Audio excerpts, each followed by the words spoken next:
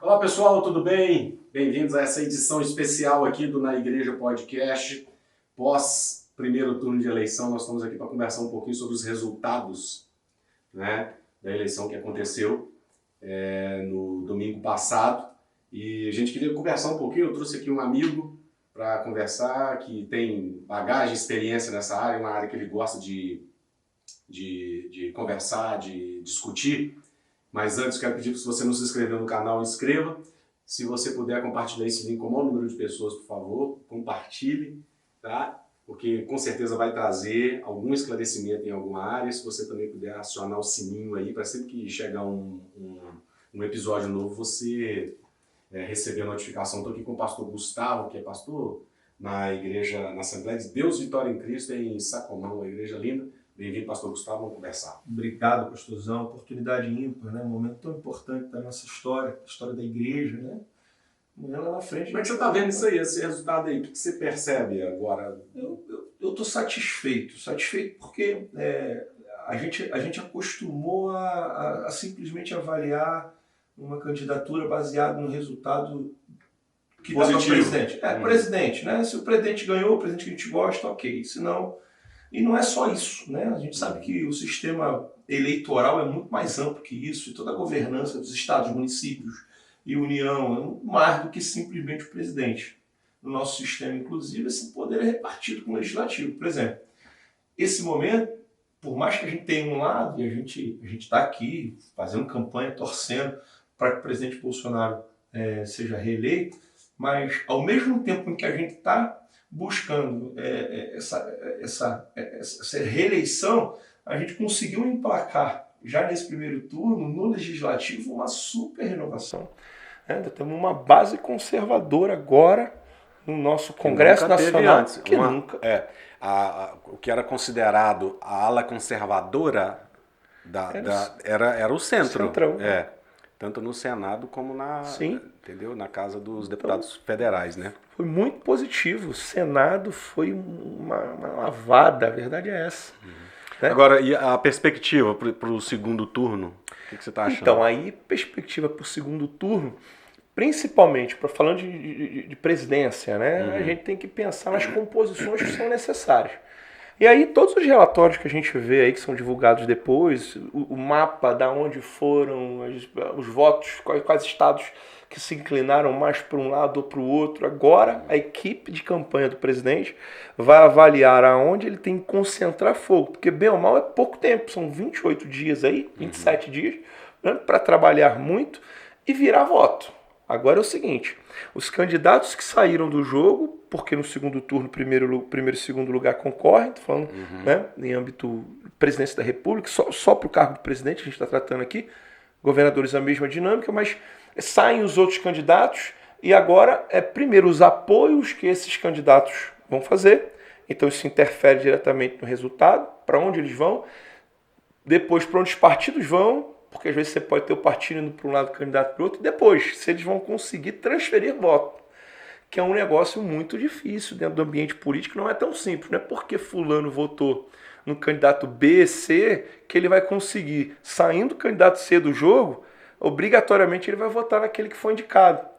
Então por isso que se diz, é prática, né, praxe, dizer que segundo turno é uma nova eleição. Começa tudo do zero, restarta, e as alianças a todo vapor.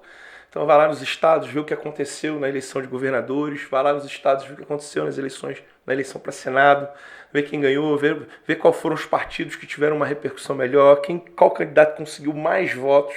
Agora, essa questão dos votos que foram, nós tivemos, parece que perto de 30 milhões de abstenções, né? Parece que são 29 milhões, não tem esse número exato, mas você acha que tem alguma margem dentro desse número que que vai votar no segundo turno ou não? A primeira coisa que eu observei... Esse pessoal já falou assim, não quero saber de eleição, não voto nem no primeiro nem no segundo. Eu imagino, eu acho que foi um número acima daquilo que eu imaginava. Eu te digo por quê. A gente viu aí, foi publicado nos principais jornais, que a eleição foi tranquila, mas não foi fácil. Teve gente que ficou 2 horas esperando para votar. Eu te digo, para alguém que está engajado no debate político, o cara vai votar. Agora, fica até o cara que passa e olha, fala, vixe, tá cheio, vou embora.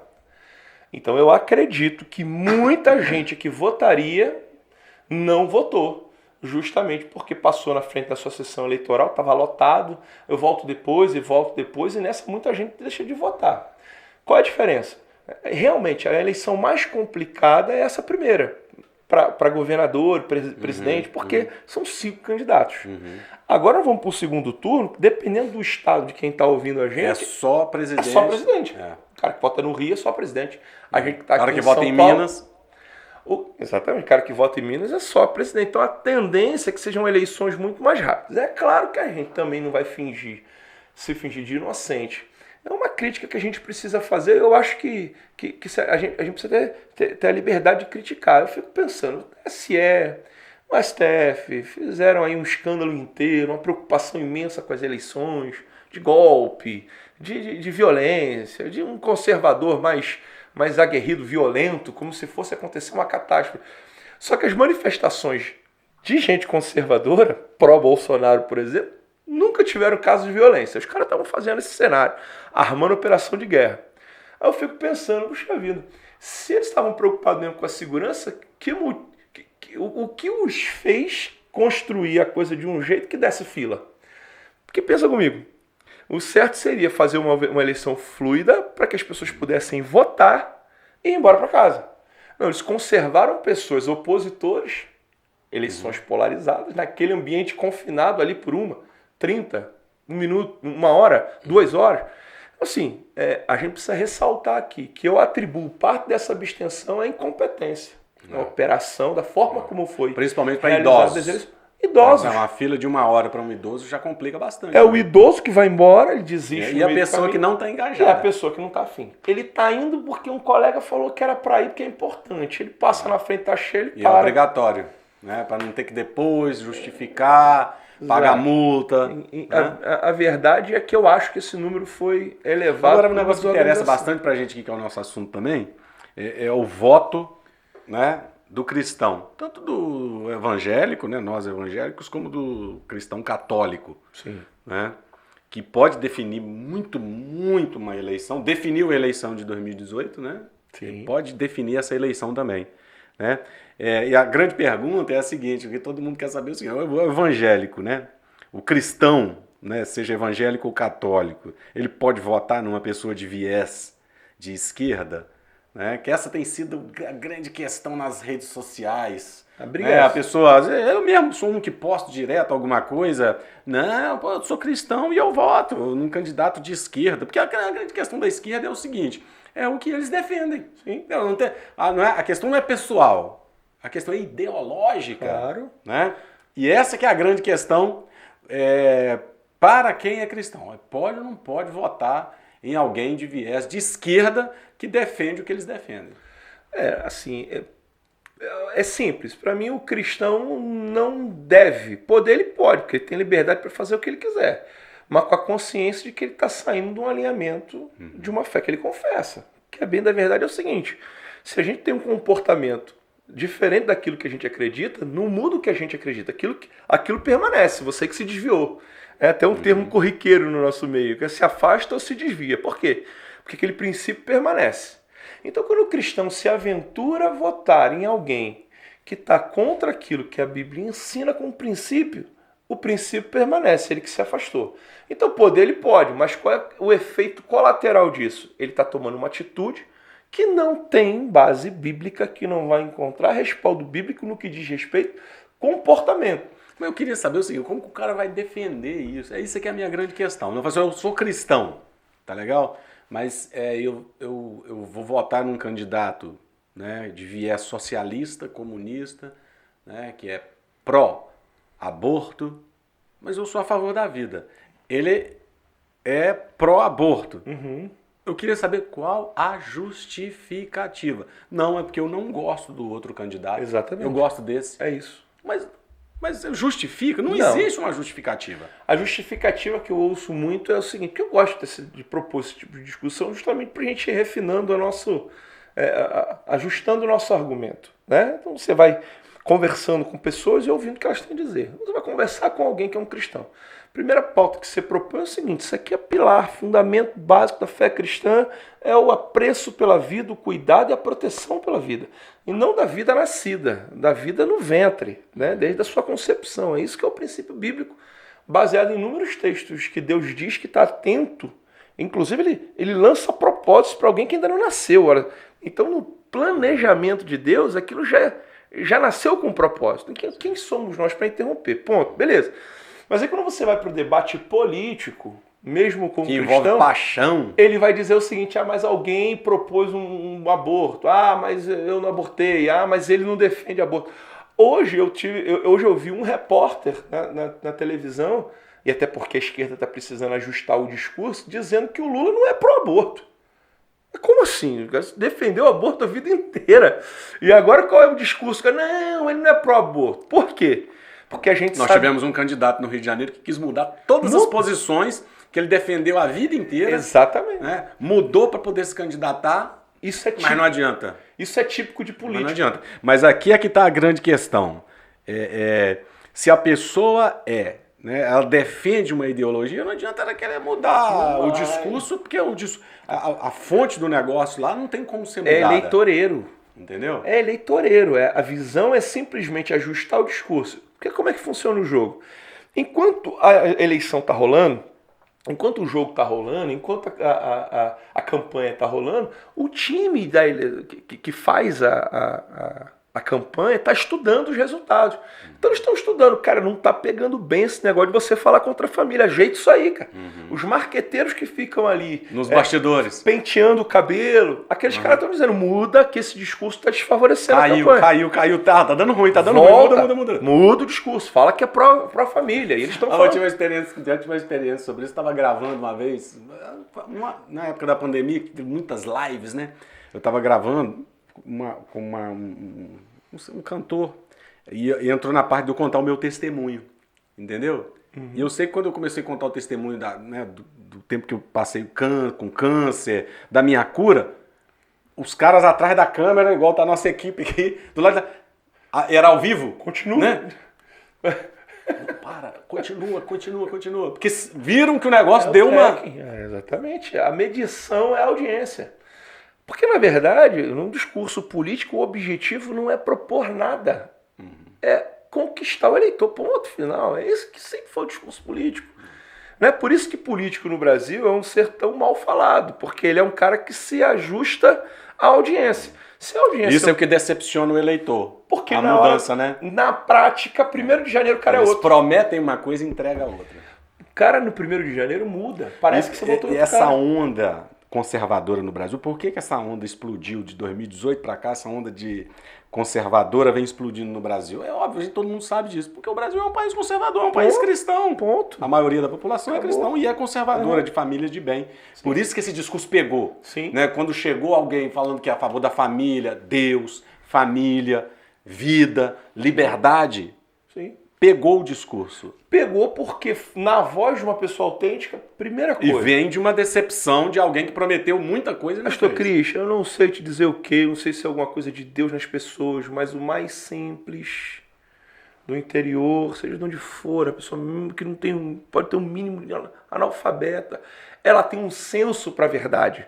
Então quando aparece alguém autêntico, fazendo política com autenticidade, ela reconhece que é verdade. Pode até soar mal o discurso, pode até incomodar de alguma forma, mas ela olha e fala, é verdade esse negócio, ele está falando a verdade, é o que eu penso, não é o que eu falo, é o que eu penso. É isso que confunde quem fica arrumando discurso. E você pode perceber, 2018 nós tivemos uma eleição disruptiva, mudou o jogo, o jeito de fazer política, o jeito de fazer campanha, porque apareceu a tal da rede social. Virou uma chave terrível. A galera não percebeu. Os partidos políticos demoraram a perceber. Eu te digo mais, alguns não perceberam ainda. Prova disso é que o PSDB foi de ralo, acabou. Partido político PSDB virou algo mínimo. O PSDB sempre foi uma potência. Perdeu completamente o seu engajamento. Perdeu o passo do negócio. Por quê? Porque eles estão acostumados a arrumar para o debate. Eles estão acostumados com a televisão, 1 hora de discurso, coisa gravada. A rede social acabou com esse negócio, ou o cara é autêntico, ou então ninguém acredita. Eu me lembro de época de política que o engajamento era na rua, colando coisa em poste, colando em muro. E toma. Você não vê mais em eleição, não vê mais isso. O negócio tá aqui agora. Não, é porque é aquilo que eu digo, né? O senhor sabe que eu trabalho também nessa área, não tenho alguma experiência. Pensa comigo. Se você tem um candidato que em outro tempo, vamos dizer, um candidato que as 2, 3 legislaturas, vamos dizer, bem quando a internet era uma coisa incipiente, rede social era uma coisa muito nova, quando você fazia política ou campanha política do jeito antigo, o cara passava na sua rua, você tem lembrança disso? Eu tenho lembrança, não sei se na América era do mesmo jeito, mas eu tenho lembrança de uns candidatos que passavam, de uns amigos do meu pai que iam lá na casa do meu pai para fazer um churrasco, dava presente, coisa de político. O cara aparecia no período da campanha uma vez naquela campanha. 4 anos. Pastor Cristian, a rede social coloca o candidato na tua casa todo dia. Mudou o jogo totalmente.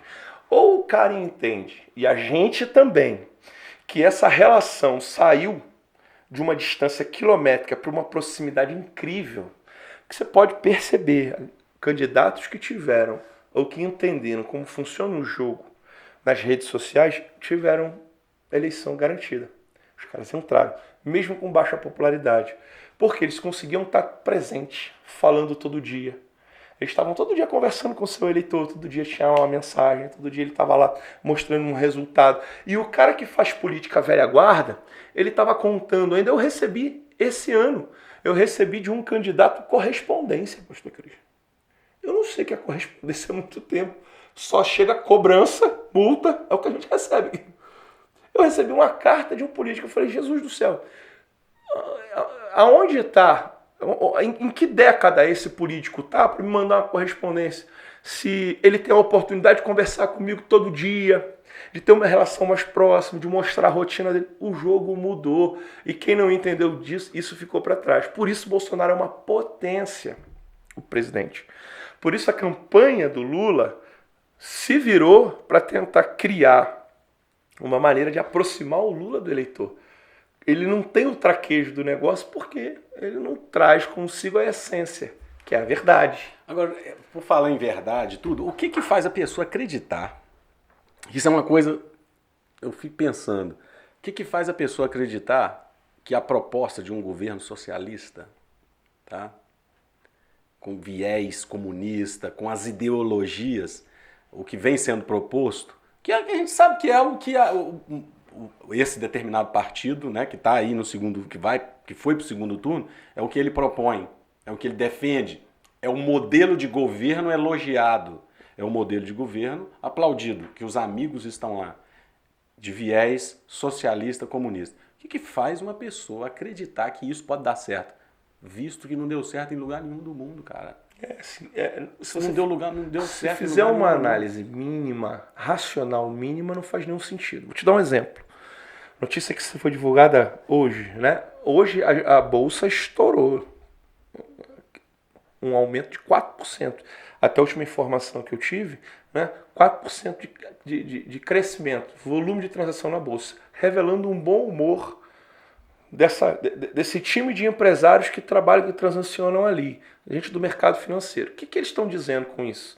Eles estão dizendo que o fato de, primeiro, ter havido uma mudança, primeiro eles perceberam que havendo uma mudança lá no ânimo do Congresso, ou seja, agora já não é mais um Congresso de esquerda, é um Congresso conservador. Então, o que o empresariado pensa? O que o mercado financeiro pensa? Bom, mudanças agora serão mais difíceis. Primeira coisa. Segunda coisa, também foi revelado que, através das eleições, acabou aquela expectativa, que é uma coisa que a gente precisa falar de pesquisa aqui, mas acabou aquele clima de que Lula estava na frente de Bolsonaro, 10, 12, em alguns cenários, 15 pontos percentuais. E aí, o empresariado que está vendo o que está acontecendo, porque o empresariado, o mercado financeiro, não analisa com paixão, ele analisa com o bolso, com a razão. Sim, ele está vendo os resultados. São números, é pragmático o negócio. Ele está olhando e está vendo que está dando certo. Então essa ameaça de Lula levar no primeiro turno desanima o cara, porque ele fala, o que vem aí? A gente já teve uma experiência anterior de um governo de esquerda. Esses caras sabem. Então o resultado das eleições no domingo já mudou o ânimo hoje, mercado financeiro. porque os caras perceberam, bom, mesmo que aconteça uma catástrofe e o Lula entre, o ânimo, o perfil, o viés do Congresso, hoje quando eu falo Congresso eu estou falando de Senado e Câmara dos Deputados Federais, o ânimo do Congresso hoje é conservador. Esses caras não vão se aventurar, não vai passar qualquer coisa.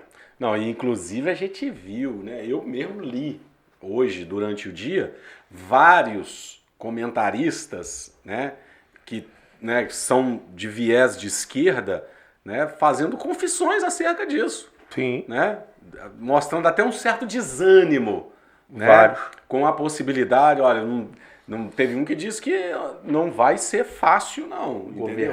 Governar não vai ser fácil e eles podem esperar também um segundo turno muito disputado. Por isso que eu abri essa nosso bate-papo aqui falando a respeito do bom ânimo, com a alegria que eu recebi os dados da eleição. Porque se o Bolsonaro é eleito, que é aquilo que a gente acredita, né? Que a gente acredita que é o melhor hoje para o nosso país, com um Congresso conservador, inclinado, de um viés de direita, com a população, uma população engajada, que vai à rua, que gosta, que está ativa, com um Congresso que representa uma veia mais conservadora, liberal para a economia, menos Estado, isso tudo que a gente vem vendo. Se o Bolsonaro consegue governar num ambiente desse, a probabilidade é que a gente tenha mudanças significativas, reformas estruturais que a gente não consegue porque o parlamento não permite. A gente pode conseguir. Inclusive, coisas do tipo, por exemplo, a gente sabe aquele equilíbrio necessário entre legislativo, judiciário, né, e executivo, legislativo, judiciário, aquela coisa dos contrafreios e contrapesos que está pendente.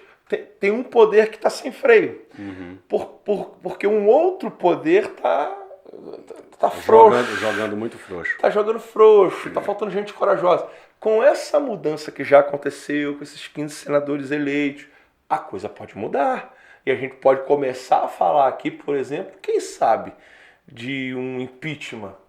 Ou seja, é o freio que a gente precisa. Hoje, o Brasil, a nossa democracia depende de um Senado forte. E a gente está vendo que a coisa está indo para esse lado. O partido do presidente hoje é uma bancada grande, a maior bancada. A Câmara dos Deputados, uma renovação de 39%, ou seja, gente nova chegando, mais de direita, ou seja, a gente está com uma mudança que pode mudar o jogo completamente. A gente sabe também que o novo presidente, já no primeiro ano de mandato, muda 2 ministros, indica 2 ministros para o STF. Tudo que a gente está precisando para que o Brasil volte para um clima de crescimento. Porque num clima conturbado, onde um poder se excede, onde alguém acha que pode mais do que todo mundo, é um ambiente que não favorece crescimento, instabilidade. Então, o cenário está agradável. E sobre uma coisa que você falou aí, que é bom a gente tocar também, cara, um negócio que decepciona bastante a gente é ver o erro dos institutos de pesquisa. Entendeu? Como erram, né? E como tem a liberdade de continuar errando a cada eleição. Né? Mas foi erro grotesco, foi escancarado. Errar, para mim, é uma visão... Se erra 3, 4, tem a margem de erro, né? Se erra dentro da margem de erro, beleza, né? E se erra para os dois lados. O que a gente quer ver? Não tem o direito de errar. Imparcialidade. Eu acho que o Instituto de Pesquisa não tem muito direito de errar, não. Tá? Até porque tem as ferramentas, né? As pesquisas lá não custam R$100. É 500 mil, 400 mil. Se eu sou um contratante, o pastor Christian, e contrato uma empresa para fazer uma pesquisa, e ela erra 10, 15, em alguns casos 20%, eu nunca mais contrato esse cara. Ele é um incompetente. No ruim de tudo, ele é incompetente. Ou você está contratando padeiro para fazer churrasco, que é o que parece. Porque o cara erra 20%. É um absurdo. Errada, né? O cara não consegue errar um percentual razoável. Inverte-se. Ele sugere um campeão, um que está na frente e o outro abaixo, 10%. De repente isso inverte, que é o cenário que aconteceram em vários, por exemplo, o Senado para São Paulo, Datafolha, te dar um exemplo. Aqui para o Senado de São Paulo, o Datafolha trouxe a seguinte informação, a última pesquisa antes da eleição. 45... É o quê? Dia 30? É a última, antes. No sábado? Porque teve uma no sábado, tem um que saiu no sábado. No sábado, a última pesquisa antes da eleição. 45% dava para o Márcio França. Marcos Pontes, 31%. Qual foi o resultado? 14% na frente. O Marcos Pontes fecha com quase 50%, que é uma votação muito expressiva para Senado. 49%. E o Márcio França, 36%. É um erro absurdo. Se eu estou contratando esse cara, eu queria ver tudo, menos esse instituto de pesquisa. Agora, a pergunta que eu te faço é o seguinte. Será que o Datafolha vai ficar fora das pesquisas do segundo turno? É claro que não. O que a gente entende? O erro é tolerável, talvez até interessante. Vou além. Para mim é um erro criminoso. Porque a gente sabe que eleições interferem. Que pesquisas interferem nas eleições. Sim. Isso é claro. Tem gente que não quer perder voto. Né? Tem gente Exatamente. tem gente que tem isso na cabeça. Não voto para perder, eu voto em quem tá para ganhar. Tem alguns casos. Tem os indecisos. Sim. Né? Que vão acabar pendendo para um lado. Olha só um caso de um cara que a gente não queria ver mais no Senado, vamos ser obrigados a ver de novo lá no Amazonas. Vou te dar um caso. Pesquisa novamente. Isso aqui é IPEC. IPEC é o antigo Ibope. Mudou o nome porque mudou a roupa para não disfarçar, né? Mas continua fazendo as mesmas coisas. Lá, Omar Aziz. O Omar Aziz, lá da CPI, da pandemia, que fez aquela vergonha, né? Um cara que ninguém queria ver de voltando lá. Beleza. As pesquisas, a mesma pesquisa antes da eleição, estava dando o Omar Aziz com 34% e o Coronel Menezes, que é um apoiado pelo presidente Bolsonaro, 29%. Certo? Essa era a diferença que o Instituto de Pesquisa estava dando. Tá? Quando vem o real, a apuração dos votos, ele fecha com 41,42 e o Coronel Menezes com 38,98. Menos de 2%. 1%, um e um pouquinho de diferença. O que isso é importante? O importante é que o cara que está olhando aquilo, ele pensa, peraí, eu não vou votar. Ele muda o voto dele porque ele vê que não tem chance de ganhar. Então ele acaba favorecendo um outro candidato. Pensa, se as pesquisas fossem reais, o coronel... dessem esses 3% da margem soubesse que era uma fagulha de diferença em número de votos, pode ser que o Coronel Menezes tivesse aproveitado o tal do voto útil. Então interfere diretamente nas eleições. Vou te dar um outro exemplo do Rio de Janeiro. É o caso do Daniel Silveira. Aquele caso do perdão. O cara nem entrou nas pesquisas para o Rio. Porque tinha aquela questão. Né? Sim. E a imprensa não queria mesmo o cara concorresse. Resultado, ele foi para as eleições sem sair nas pesquisas. O cara conseguiu fazer 1.200.000 votos. Sem participar. A questão é o seguinte, ok, a gente tem o nosso apoio lá, o Omar, ok, entrou. Mas para e pensa, será que a ausência desse cara nas pesquisas, com quase 20% dos votos, será que não era importante esse cara constar para que a população pudesse fazer uma escolha mais consciente? Tá entendendo o que eu estou dizendo? Então os cenários são muitos. Por exemplo, Haddad estava na frente do Tarcísio em todos os cenários. Não teve uma pesquisa que deu empate, pelo menos. Você quer ver outros cenários que foram absurdos? Por exemplo, o Freixo, no Rio. Vou te dar os dados aqui, não vou ficar aqui falando de muito número porque é chato. Mas vê, o IPEC no Rio, a última pesquisa antes da eleição, estava dando Castro 47%, Freixo 28%. IPEC, tá? Castro 47%. O Datafolha dando Castro com 44%, Freixo com 35%. A Quest dando Castro com 48%, Freixo com 23%. Fecha com Castro 58% dos votos válidos. Ou seja, o cara no primeiro turno... As pesquisas não conseguiram medir que o Castro... Ia levar no primeiro turno. Estava 10 pontos na frente daquilo que as pesquisas estavam sinalizando, em alguns cenários, em outros até mais. Então, assim, o que a gente percebe? Porque a grande questão é a seguinte, pastor, vamos ser claro aqui. Por que sempre para o mesmo lado? Essa é a pergunta que não quer calar. Por que sempre o candidato de direita? Por que não previu que os candidatos bolsonaristas estavam tão na frente? Está lá o general Mourão, Senado lá para o Rio Grande do Sul, está lá. Então todos os institutos de pesquisa sempre dando, como fizeram com o Bolsonaro mesmo. Bolsonaro era 36%. 31, muitas vezes. Era no Muitas máximo. vezes 31. Quando você vai, fecha a urna, está com 42, quase 43. Ou seja, isso é diferente. É um ato criminoso? Eu acho que é. Agora, você acha que eles entram agora no segundo turno muito... Olha só, ninguém dá muito crédito para... A grande questão é a influência que exerce, né, sobre as pessoas que estão, né, indecisas, as que não querem perder voto e tudo. Mas como é que chega agora? Por exemplo, a pessoa que votou baseado nas pesquisas, comete o mesmo erro agora? Agora não. Agora eu acho que não. Assim, eu acho que caiu numa situação de descrédito.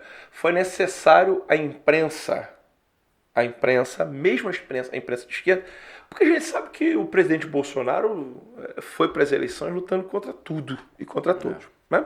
Era a imprensa. Era o TSE, que é presidido. Já dizia o padre Kelmo, né? Era ele contra todo mundo. Tem um jargão que é muito falado dentro do ambiente político. Lá em Brasília é um jargão comum. Você até é eleito sem a Globo, mas você não governa sem a Globo. Por que eles dizem isso? Porque é um desgaste de reputação muito severo. Quando você... Todo dia, né? Todo dia, toda hora. Sangrando ali. Tá lá o vídeo do pastor Silas mostrando no dia da eleição 3, 4, 5 matérias falando mal do Bolsonaro, trazendo resultados contrários. Qual é o objetivo? É desgastar a imagem. O pastor Cristian, a gente que é convicto, às vezes tu fica, não é possível que esses caras não são malucos de fazer... Eu falei isso várias vezes durante... Olha que eu vi isso acontecendo nas últimas eleições, os erros, né, sistemáticos das pesquisas. Mas, rapaz, o negócio entra dentro da cabeça da gente. Eu mesmo conversando com amigos, perguntei, cara, mas não é possível um negócio desse. E outra, o que acontece? Sempre aconteceu, pesquisas sempre erraram. Qual a diferença hoje? Hoje você tem a rede social repercutindo. O tal do print eterno. Essas coisas vão ficar ecoando aí para sempre. Onde tiver uma pesquisa, vai ter alguém trazendo um print de uma lambança feita por um IPEC, por um Datafolha. É diferente o jogo hoje. Então o que acontece? As pesquisas elas erravam, mas quando ia chegando perto da eleição, elas iam ajustando. Refinando, né? Para não ficar feio, porque era a credibilidade que estava em jogo. E eu fiquei esperando, eu falei assim, cara, não é possível, tá na hora de começar e nada, os caras bancando fora até o último dia. Lula 53%, eu falei, cara, não é possível. Você começa a se questionar, mas eles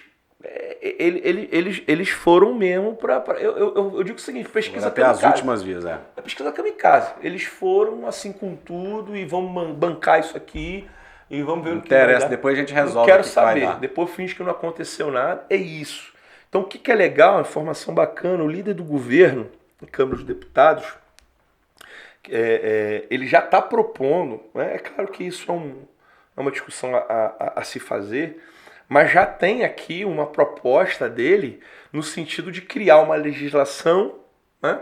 Criar uma legislação que puna um instituto de pesquisa. É simples, pega e faz um ranqueamento. Então aí, ó, vai lá, pega todas as pesquisas, vai lá, a de véspera, feito por todos os institutos e faz o ranqueamento. Errou quantos, acertou quantos. Ó, na eleição de todas as pesquisas feitas pelo Datafolha, o saldo final é 60%. Acertou 60%, porque isso precisa ficar claro para quem consome pesquisa. Porque assim, qual é o problema da pesquisa? É que ela não é consumida por quem contrata. Ela é usada por quem contrata. Entende? Então o que acontece? Você vai ali, tem uma pesquisa trazendo um absurdo, mexendo com o psicológico de quem está indo para a votação. O que o cara pensa? Eu preciso aproveitar ao máximo o meu voto. Então a pesquisa ela consegue mexer com o imaginário do eleitor e faz ele mudar o voto mesmo. Eu vou votar nesse cara que é garantido. É o tal do voto útil, como se diz. Lula tentou aí esvaziar o Ciro, enfim. É o voto útil. Vamos votar aqui, porque se a gente votar aqui, a gente resolve essa eleição no primeiro turno. Tudo isso fundamentado por pesquisa. E tem um outro detalhe. O senhor acompanha o noticiário, eu também acompanho. As pesquisas pautam o jornalismo. Você não fala de proposta, porque as pessoas ficam falando isso. Ah, mas os candidatos não falam de proposta, mas a gente nunca ouve proposta. Claro, a gente é pautado por pesquisa. Quantas pesquisas a gente ficava avaliando aí 2 por semana? 1, 2, 3 pesquisas por semana e pautando debate. Todo dia saía uma. Todo dia. De um instituto ou de outro, mas todo dia O tinha. objetivo é extrair uma informação real do que está acontecendo? Não é. A intenção é formar o pensamento. Influenciar. Impor o pensamento. Para mim isso é claríssimo, não tenho a menor dúvida. Então, assim, o governo, as autoridades competentes, é um apelo que eu faço. Vai para cima, tem que acabar com isso. Tem que moralizar isso, não é acabar com a pesquisa. A questão não é censurar. Não. A questão é, entendeu? E nem fazer pesquisa, porque pesquisa é uma ciência comprovadamente não eficaz. permitir que isso se torne uma arma. Numa ferramenta eleitoreira. Ferramenta, exatamente, que eles sejam imparciais. Exatamente. Essa que é a grande questão. Mas a grande questão é que nós estamos falando aqui sobre pesquisas, que eu acho que é o assunto... Né? É o assunto. Inclusive, eu ouvi hoje pela manhã, na rádio, comentaristas, né, que defenderam ferrenhamente os institutos de pesquisa, falando não, que eles são tradicionais, e blá, blá, blá, blá. Colocaram em dúvidas, tiveram que se... Olha, é um negócio difícil de acontecer, tá certo? Um jornalista mudar a posição e fazer um reconhecimento. Não, realmente houve erros, né, que isso aí precisa ser revisto. Mas não estamos falando de pouco erro, não. Nós estamos falando de lugares aí que deu 15%, 20%. Aqui, em São Paulo, né, o candidato que ficou em segundo lugar, né, nas pesquisas, ele não esteve atrás em nenhum momento. Não, nenhum. Quando é que eles não conseguiram perceber isso? Pois é. A questão toda, como a gente estava falando, pastor, por que não conseguiram ler o voto dos que são apoiados pelo atual presidente? É esse que é o ponto. Tem um viés que não está sendo achado. É isso que é a grande questão. Vamos lá. Vamos dizer que houve uma catástrofe, todos os institutos de pesquisa erraram, mas erraram para tudo que é lado. Isso é que é o incômodo. Tem um lado o erro. Sempre ou está majorando um espectro político em detrimento do outro, ou então acerta um espectro político e o outro, que é um espectro mais de direita, ele está sempre sendo afetado pelo erro. Isso que levanta muita suspeita e deixa qualquer um... E a outra questão também dos institutos de pesquisa, que eles têm a obrigação de perceber, mesmo o fator surpresa, Claro. Eles têm a obrigação de perceber com o tempo. Sim. Por exemplo, eles começam a fazer uma pesquisa 20 dias antes da eleição, ok? Aparece o fator surpresa, Claro. Mesmo que o fator surpresa nas primeiras pesquisas, né, esteja atrás... Mas se o fator surpresa começar a crescer, não é possível. Sim. 5 dias antes da eleição, 3 dias antes da eleição, véspera de eleição, eles não conseguirem, né, render. Falar, teve uma mudança, houve um crescimento aqui. Né, esse tal candidato cresceu. Mas nem isso, cara. Isso, e assim, eventos, a gente já sabe que no cenário político, o voto, existe o voto que chamam de voto resiliente, né? É o voto da pessoa consciente, que ela tem um lado mesmo, eu sou esse candidato e pronto. Mas a maioria não tem essa visão em relação ao seu candidato. Então ele é volúvel, ele tá boiando no mar, sabe? Por onde a maré for, ele meio que vai. Então parece, por exemplo, a influência ou um pedido de voto de um artista, ele vai porque ele tem afinidade com o artista. Meio que ele fala, e o artista ali falou dele, então eu vou nele, desconstrói toda aquela antipatia existente por conta do artista que sinalizou. A gente sabe que essa fluidez existe, a gente sabe que debate, bem ou mal, dependendo de como for o desenrolar do debate, se não for aquele debate apático, sabe? O debate apático não muda nada, mas se é um debate aguerrido, onde um está sendo afligido, está sendo questionado, ou está se levantando questões não respondidas, questões que são importantes para a sociedade. Quando isso acontece, é natural os institutos de pesquisa perceberem essa mudança, porque tem um eleitorado que é fluido, o cara não é convicto. Então é normal isso acontecer. Acontecer um fato, um apoio, opa, então aqui vai aparecer mais gente votando nesse candidato. E isso não foi percebido em momento nenhum de um lado. Do outro, todos os lados. Do outro, de todo um apoio lado recebido Exatamente. Vai receber de forma positiva. Exatamente. Aí você vai lá, não, mas no final das contas, o candidato tal está recebendo essa projeção, esse aumento percentual aqui, porque o outro foi desidratado. Então quer dizer que, de um lado, se desidrata um candidato, a pesquisa percebe um aumento percentual de intenção de voto. Mas do outro lado, não há nada que faça com que haja uma alteração. Então, assim, são muitos fatores, além de inúmeras denúncias. Rede social está cheio de gente que tinha um lado, quando o pesquisador percebia o lado gravado, de gente sendo entrevistada. Não, tá bom, desconversa, vai embora. Ou seja, dando a intenção. Assim, são tudo suspeitas que a gente não consegue materializar, comprovar. Mas quando você pega o resultado, fica claro que tudo aquilo que foi denunciado é mais verossímil, ganha uma característica muito mais de verdade, porque os resultados no final comprovaram isso. O que você está percebendo é o seguinte: eu preciso fazer uma leitura do que aconteceu.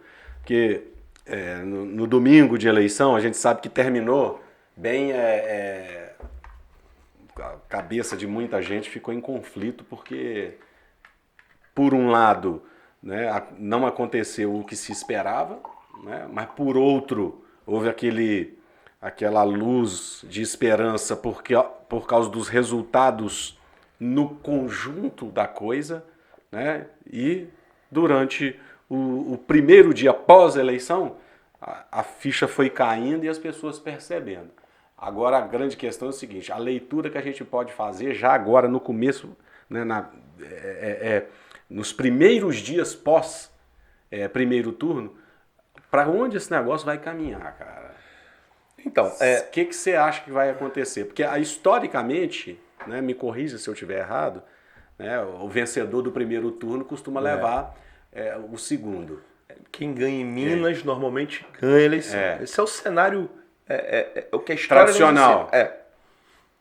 Agora, a bem da verdade, é que eu volto a dizer, a gente é muito influenciado pelo resultado da eleição do presidente. Esse é o primeiro impacto.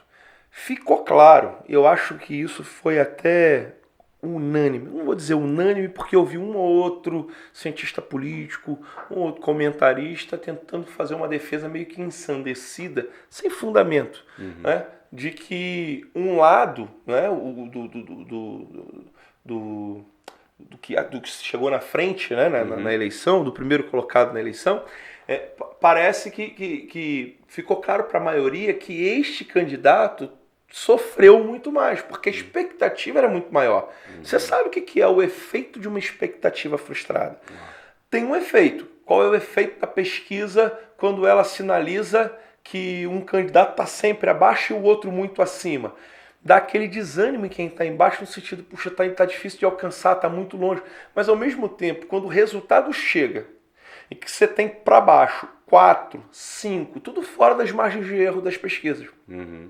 Um erro de 4, 5% percentual abate, dá um desânimo generalizado. Isso aconteceu, a gente percebe Isso aconteceu no rosto dos candidatos, no discurso do pessoal de campanha. Ao mesmo tempo, depois que você faz essa análise primária da corrida presidencial, você vai fazendo as outras análises. Aí você vai vendo que o espectro de quem perdeu na corrida presidencial, né, de quem ficou no segundo lugar, cresceu em todos os cenários. Ganhou força. Mais representação na Câmara dos Deputados. Ganhou força, ganhando apoio. Né? Em E todos tá os entrando sentidos. com tudo. São 8 vereadores, 8 governadores eleitos no primeiro turno. Gente que compunha ministério. É gente que não era político. Virou político por conta de uma indicação do presidente, do atual presidente. Ele indica e por causa disso o cara é eleito, cara que não tinha repercussão, cara que não estava no mundo político e de repente ganha. E tá com quase um mês para fazer campanha para o atual presidente. É uma coisa absurda. E você não está falando de um ou outro, você está falando de 8 governadores. Além desses 8, tem 8 no segundo turno, com chances reais de levar. Em lugares como São Paulo está praticamente pacífico. Até a esquerda, né, que é o candidato que hoje aqui em São Paulo está em segundo lugar, já entendeu que perdeu. Pelo mapa dos votos. pelo domínio dos votos. Falou, ó, só tem uma capital e mais nada. Né? Até onde o vice do primeiro lugar nasceu, que é o seu colégio principal eleitoral, Pindamonhangaba, aqui no interior de São Paulo, quem levou foi o indicado do presidente. Então, assim, o cenário é esse. Agora, qual é o segredo que a gente tem que entender? Agora é a hora das composições, para a gente conseguir reverter votos. O lance agora é esse, é trazer... Você acha que está tendo um engajamento maior agora? Rapaz, eu acho. Não sei se você está percebendo isso, mas parece que a direita está levantando com muita força depois desse primeiro turno, Eu acho que nasceu uma direita. Cara, não é muito Nasceu forte. uma Eu tô vendo direita. engajamento de gente que, olha, me surpreendendo. Nasceu Me surpreendendo. uma direita. Eu penso, né? A gente consegue perceber, e é lógico que a gente acompanha gente que, né, entende muito mais do assunto, que está muito mais tempo por aí acompanhando e tal. Os caras estão muito otimistas.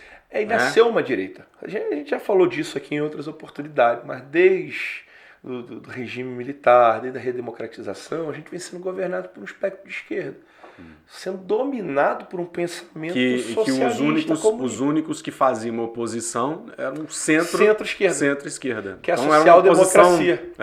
Era uma oposição meio que de fachada. Farinha do mesmo saco. Né? Só que um é farinha grossa, outro é farinha fina. É a mesma coisa, pensa do mesmo jeito, muito Estado, aquela coisa que a gente já sabe. Então, assim, era o máximo para a direita que a gente conseguia chegar, o centro-esquerda. Só que essa eleição consolidou aquilo que começou em 2018. Que houve uma renovação em 2018, mas não tão consolidada como essa. A gente falou de governo dos estados, mas 15 senadores com espectro de direita, conservador. Tanto de deputado também, né? Muitos deputados. Então, assim, tem um cenário que confirma o nascimento de uma direita conservadora. O que é o próximo passo que eu estou esperançoso que isso pode acontecer? Porque quem ficou com um dilema agora, você vai lembrar disso, o senhor vai lembrar disso, é que houve uma separação entre, na eleição de 2018, liberais. Quem é o liberal? O liberal é o cara que pensa em economia com pouco Estado, né? Menos Estado, aquela coisa. É um cara mais mercado livre. Vamos lá, vamos deixar as coisas acontecerem. Só que esses caras liberais, nos costumes, eles também são liberais. Faz o que quiser. Tá? Em 2018, houve uma aliança de liberais com conservadores. Qual foi o consenso para essa aliança? Ó, a gente que é conservador, é liberal na economia, a gente conversa contigo. E vocês que são liberais, aceitem, pelo menos convivam com a nossa pauta de costumes. Não precisa nem fazer defesa, só convive. Quando o Bolsonaro, o presidente atual, ele foi eleito em 2018, logo depois houve uma ruptura. Não sei se você vai lembrar, mas muitos apoiadores foram embora, alguns traíram mesmo, que era canhoteiro, gente de esquerda infiltrado, mas os liberais foram também. E ficou aquela coisa, um viés mais conservador. Eu acredito que chegou a hora de uma aliança novamente. Que os liberais vão ter que se encostar nos conservadores, porque vai ficar muito feio para eles fingir que não está acontecendo nada e não escolher um lado. Vai exigir uma posição. Vai ter que se posicionar. Vai ficar feio para eles. Eu vou votar nulo, tá? Se votar nulo, você está apoiando os partidos mais de esquerda, o candidato da esquerda. Entendeu? Então você vai ter que se posicionar. E há uma convergência. Aquilo que hoje se fala muito comum, né, que são conservadores nos costumes e liberais na economia, é o que a gente pensa. Nós estamos tudo aqui, ó, amando, dando glória a Deus por conta da política econômica do governo. Sim. Menos Estado, responsabilidade fiscal, Banco Central livre, controle inflação sem canetada, redução de impostos. Isso é política liberal. Assistencialismo no bolso do necessitado. E não através de intermediários. Isso é uma visão liberal. Isso não é coisa de esquerdista, não. Isso é coisa de liberal. Então, assim, é o que a gente quer. É o que a gente... E é o que nós estamos vendo, cara, nos últimos anos, mesmo agora, né? Vamos contar do último ano para cá, com a questão da pandemia mais controlada, como o Brasil cresceu. Muito. Como o Brasil cresceu mais do que os Estados Unidos, cresceu mais do que economias que são mais poderosas do que a nossa. Né? A que se deve isso? A uma boa gestão. Só pode ser. A uma boa gestão, né, que coloca o povo na frente. Menos Estado, como nós estamos falando, menos Estado, né, e mais povo. Mais povo, exatamente. Atendendo os interesses do povo, obras, infraestrutura, né, a economia melhorando, saúde, né, mais dinheiro investido, né, mais recursos de tributos devolvidos para o povo. Né? A questão da Petrobras, preço da gasolina. Né? Então, cara, não é possível, ninguém está vendo isso. Né? A pessoa, é impossível criticar isso, essa gestão. O presidente, ele foi lá na Rússia e mandou buscar navio de diesel. Tá encostado, atracou aqui nos portos, uma conquista, né, do Ministério de Minas e Energia, Sachida. Ele traz justamente para fazer concorrência e baixar o preço do diesel. Então ele baixa o preço com concorrência, não com canetada, com subsídio, que é o perigo que os governos de esquerda gostam de fazer. Né? Mexe no preço na marra. Ele não, foi lá, importou... Só que mexe na marra aqui, mas lá na frente... Paga o preço lá, paga caro lá. Aí ele foi lá na Rússia, o próprio presidente foi na Rússia, assinou um acordo com o Putin, trouxe diesel direto e agora vai baratear o diesel, já atracou aqui no porto. Assim, é um estilo de fazer política econômica, que a gente não estava acostumado a ver. A gente teve redução na taxa de energia. O povo esqueceu, mas foi isso que derrubou Dilma. Porque Dilma foi na caneta. Não. A gente, redução de impostos. Hoje, redução de impostos. Várias vezes, né? Houve várias vezes redução de impostos, né? De tanta coisa, tanto produto que teve redução de impostos. Toda semana anunciando, reduzimos o imposto, cortamos o imposto. Não tem mais imposto desse produto. Inflação mais baixa do que os Estados Unidos. É um especialista na América, morou lá há quanto tempo. Quando que um brasileiro ia se ver pagando uma taxa de inflação menor do que a América? A América está aumentando os juros, o Brasil... E a tendência é melhorar nos próximos 4 anos, né? E é isso que a gente está crendo. É só continuar, a gente está numa curva de crescimento. Aí olha só, qual é o problema?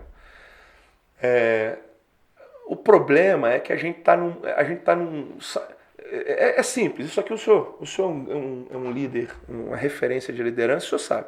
Um bom líder, um bom gestor, ele é experimentado em situações de crise. Acabou. Não vem com essa história. É a crise que revela. Tá tudo maravilhoso, tá vindo dinheiro de tudo que é lado, é gestor. Não, tudo bem. É óbvio que também, se não for inteligente, faz o que fez os antigos governos. Navegaram em berço esplêndido, dinheiro vindo para o Brasil e não usaram bem. Qual a consequência disso? Alguns anos depois, tudo aquilo que chegou Explodiu. Foi embora do mesmo jeito. Tudo bem. Mas a gente sabe que o desafio de qualquer gestor é na crise. Nós estamos saindo da pior crise econômica, geopolítica, do mundo, de saúde. Estamos falando de um troço seríssimo. Nós estamos saindo da pior crise dos últimos tempos na frente de grande potência. Tem um número que eu sou apaixonado, que a gente fala pouco. Palavras do próprio ministro, o ministro Paulo Guedes. Nós geramos dentro desse período de pandemia e agora nesse pós-pandemia, que é uma coisa que a gente nem sabe se acabou ou não acabou, fica essa coisa, nessa nuvem. Mas nesse período são 26 milhões de novos postos de emprego. Sabe o que significa isso? Mais do que Estados Unidos, Alemanha e Inglaterra juntos. Então o Brasil gerou emprego para a população, gerando renda, gerando postos de emprego mais do que grandes potências. Isso é coisa que a gente não está acostumado a ver. A gente não está acostumado a viver com esses índices, a conviver com essas coisas. Mas está acontecendo. Por quê? Uma boa gestão econômica, responsabilidade, Banco Central independente. Sem corrupção. Pastor Christian, largar a política monetária, abrir mão da política monetária por conta de um Banco Central independente, é coisa de gente que está disposto a delegar poder, não a concentrar poder.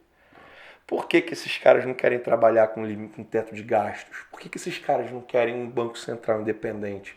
Porque eles precisam gastar muito. Porque a política econômica deles é essa. Gasta até acabar. Sim. A hora que acabar a gente resolve.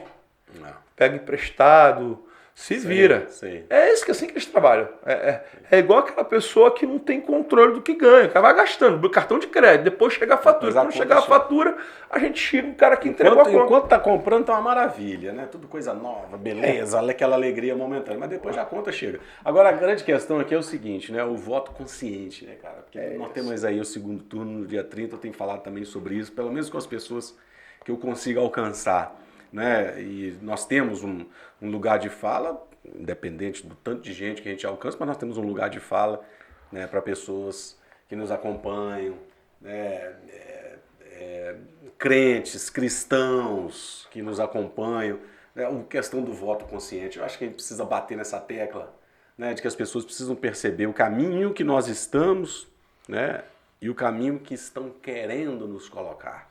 Né? O caminho que nós estamos é o caminho, né, o caminho que nós defendemos, são as práticas que nós defendemos, as virtudes que nós defendemos, os princípios que nós defendemos.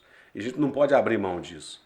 Tá? Fingir que não está vendo, né, porque não tem defesa para isso. Finge que não está vendo. A pessoa que está querendo votar na esquerda está fingindo que não está vendo. A gente sabe muito bem as coisas que eles defendem. Entende? Ah, tá, mas o pastor fulano de tal, né, tá votando na esquerda. O outro pastor... É decadência, tentando defender o indefensável.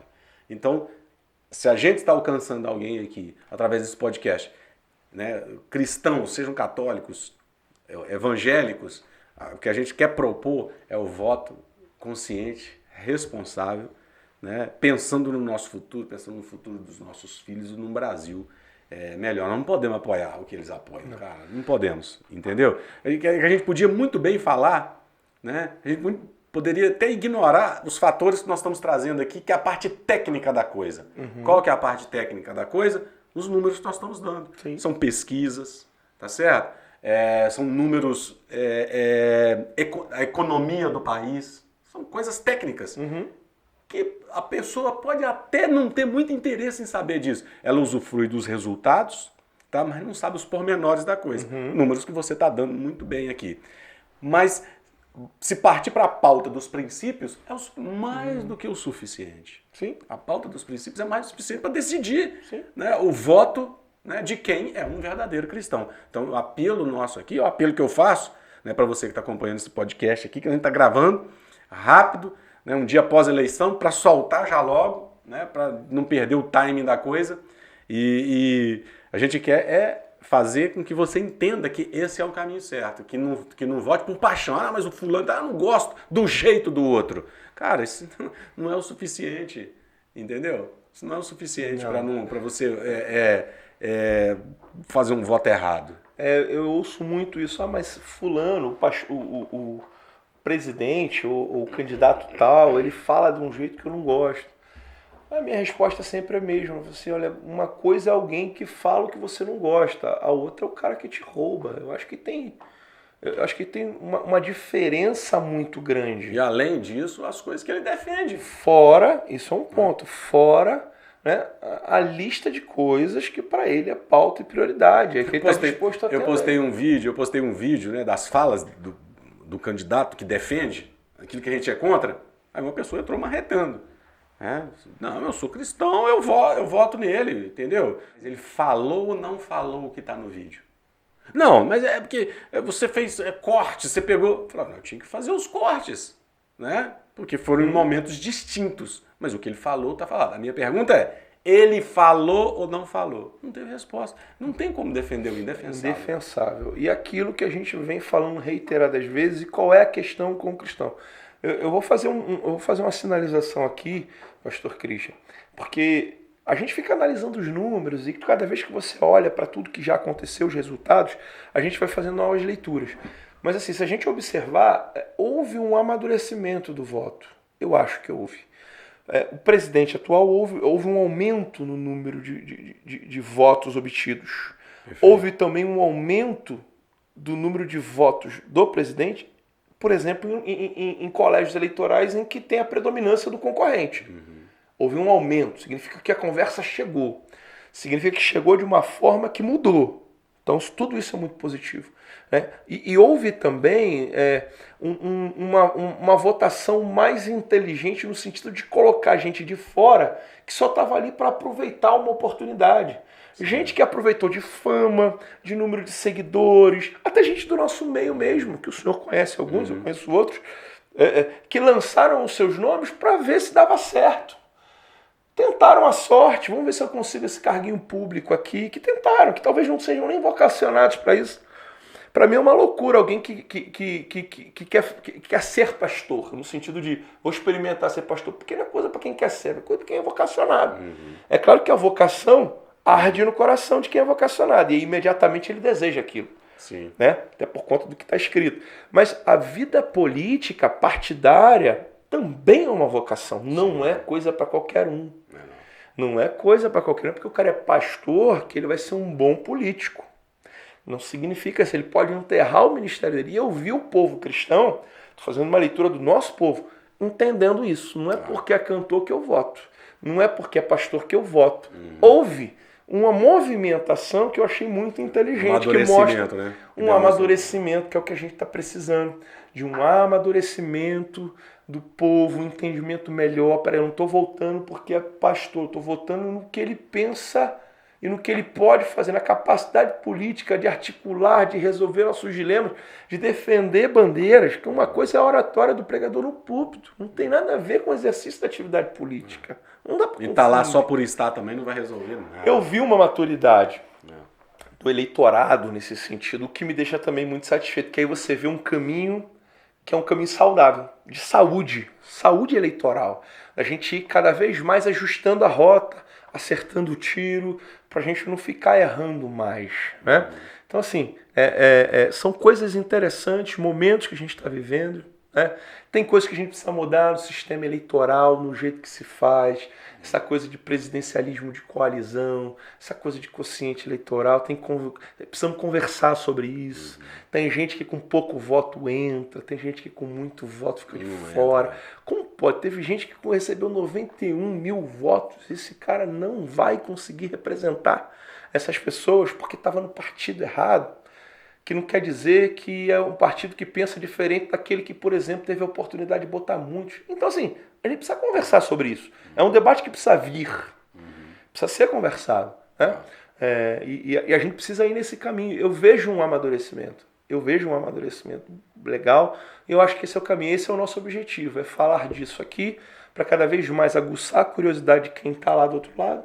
Né? E aí a gente está falando de uma pessoa, 2 pessoas, 10 pessoas, se forem 100 pessoas... Glória a Deus. Sim. São 100 pessoas que, pelo menos, e eu vou além, não confio inteiramente no que a gente está dizendo aqui, não. Não para ser criticado. Você pode criticar, analisar, pesquisar. Exatamente. Seja um crítico. Faça a sua pesquisa aí, vai ver o que é mesmo. Se o que a gente está falando Vá lá e vê, por exemplo, se o princípio da vida, que é um princípio cristão, o princípio da liberdade religiosa, que é um princípio básico, o princípio do exercício da caridade pelo indivíduo e não pelo Estado. Jesus nunca falou de Estado ajudando gente. Jesus ensinou gente a ajudar gente. Isso é uma visão que não tem nada a ver com a visão de esquerda. A visão de esquerda é assistencialista. O Estado te alimenta. Jesus está dizendo, não, se tem algum necessitado entre vós, vai lá e ajuda esse cara. Ele está dizendo para o indivíduo. Então, essa é uma visão que a gente acredita. Né? Que o indivíduo ele é capaz, ele pode estar vivendo uma situação de necessidade, mas ele é capaz de superar aquilo e sair da condição de necessitado de um ajudador. É isso que a gente vê a Bíblia ensinando o tempo todo. As promessas de Deus são nesse sentido. Então, além dessa questão vida, além dessa questão liberdade, além dessa questão verdade, porque isso é um princípio bíblico, a verdade. Você olhou, esse cara manipula, é um mentiroso. Esse cara não pode. É um princípio bíblico a verdade. Seja o vosso falar sim, sim, não se é assim, é sim. Senão o cara não pode ser a favor do aborto por uma plateia e contra em outra. Então esse cara não é nada. Ele é fumaça. Um camaleão. Ele é um cara que se amolda daquilo que pintar. O que a gente entende com isso? Um cara eleitoreiro. É um cara que só está fazendo um discurso para ganhar mais votos. Faz um monte de promessa, mas não entrega nada. A ideia é essa, que o cristão seja cada vez mais politizado e entenda, toda vez que você praticar uma ordenança bíblica no mundo fora da igreja, você estará agindo politicamente, passível de crítica por pessoas, estará criticando com o seu comportamento. Se você valoriza o casamento, valorize o seu casamento. Eu vou te fazer aqui um exemplo. A gente está pro final, né? Mas um exemplo. Eu fiz uma postagem na rede social, eu, minha esposa, meus filhos no carro, e fazendo uma campanhazinha eleitoral, mas eu peguei minha família e falei, ó, a gente é pela família, por isso a gente vota determinado candidato. E o questionamento das pessoas era assim, ó, deve ter amante. Duvido que tá feliz, duvido que é isso mesmo. A questão das pessoas não era nem quanto ao candidato, mas se eu era um adúltero, se eu não tinha outra família. Então, o que agride as pessoas é o fato de eu valorizar a minha família. E isso eu só sou assim, pastor Cristian, porque Jesus me ensinou. Porque senão não seria. Minha família só é importante para mim, porque eu aprendi na Bíblia. Então o que incomoda as pessoas não é o Gustavo, mas é o que o Gustavo defende. E isso é bíblico de novo. Porque Jesus diz, olha, porque vocês me amam e me obedecem, o mundo te odeia. Exatamente. Então quando a gente faz uma defesa do princípio cristão, imediatamente, se a gente for tirar a religiosidade, se a gente for tirar o assunto interno da igreja, teológica da igreja, fora da igreja, será sempre uma posição política a ser defendida.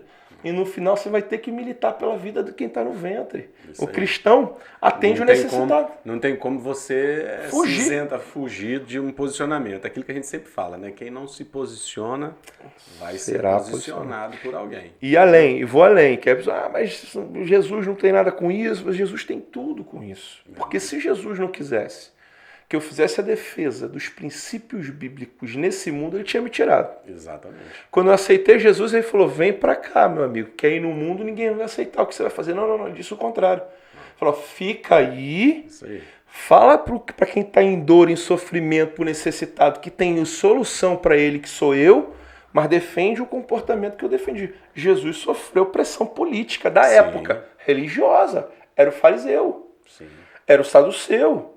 Na época, era pressão política. Jesus estava ali fazendo a defesa de um comportamento. Perfeito. Totalmente.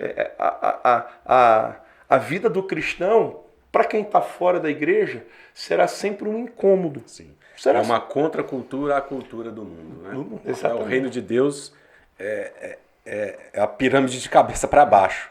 Né? O mundo está indo na direção...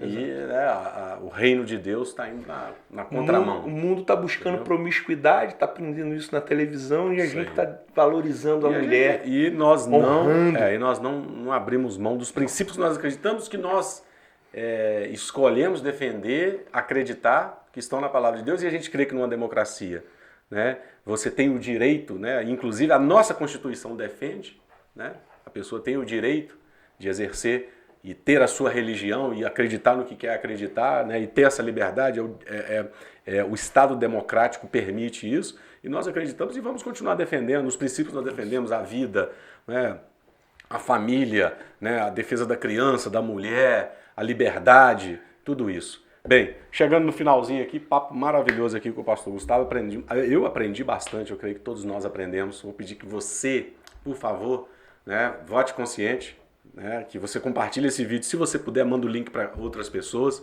vai tá aqui no YouTube para quem está assistindo, mas também tem no Spotify, se você quiser só ouvir, tá legal? Um beijo no coração aí, até a nossa próxima, tá legal? Valeu, Gustavo. Valeu, pastorzão, obrigado.